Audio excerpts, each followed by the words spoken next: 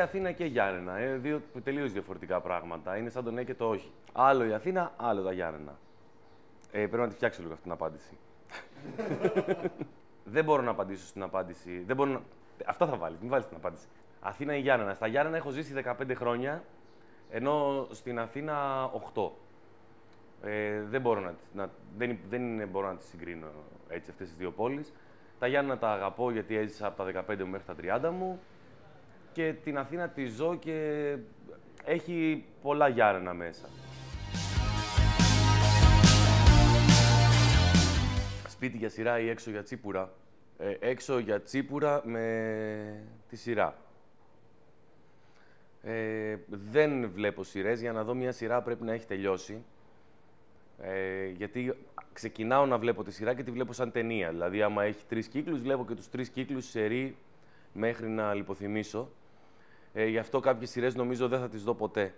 Για τσίπουρα πάλι το προτιμώ, λόγω και των Ιωαννίνων δηλαδή. Ειδικά άμα βρεις καμιά σειρά από παλιά, από το στρατό, να πας για τσίπουρα, έχεις και πάρα πολλά πράγματα να πεις, οπότε τσίπουρα με τη σειρά.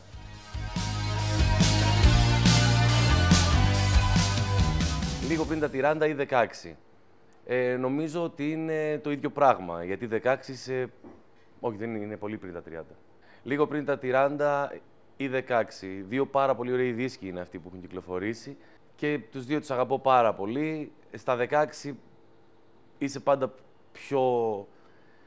πολύ πιο χαλαρός βέβαια και στα 16 νομίζεις ότι ξεκινάς να κάνεις την επανάστασή σου, ότι ανοίγεις τα φτερά σου, βέβαια δεν ξέρεις ότι σου έχουν δέσει τα πόδια και το καταλαβαίνεις λίγο πριν τα 30.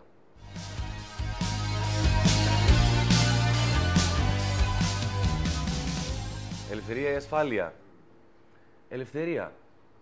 Παιδιά, η ελευθερία έχει πάρα πολύ ασφάλεια. Γιατί εκεί που ξεκινάει η δικιά σου ελευθερία, ξεκινάει και του αλλού η ελευθερία. Η ασφάλεια, το μοναδικό καλό που μπορώ να σκεφτώ, συγγενικό με την ασφάλεια, είναι ο διακόπτης. Ασφάλεια νιώθεις όταν νιώθουν όλοι πραγματικά ελεύθεροι γύρω σου.